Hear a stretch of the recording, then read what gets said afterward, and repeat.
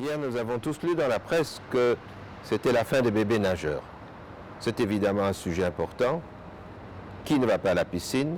Quels sont les parents qui n'emmènent pas leurs enfants à la piscine? Mais je voudrais quand même remettre les points sur les i.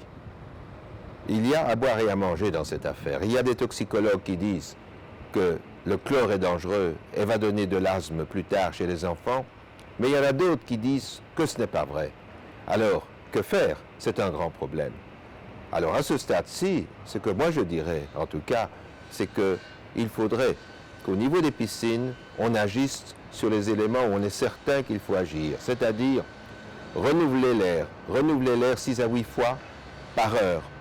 Il faudrait donner des conseils aux parents pour qu'ils se lavent les mains avec du savon avant d'arriver à la piscine avec leurs enfants, qu'ils passent à la douche, que les enfants passent à la douche, que les enfants n'arrivent pas dans la piscine avec une diarrhée.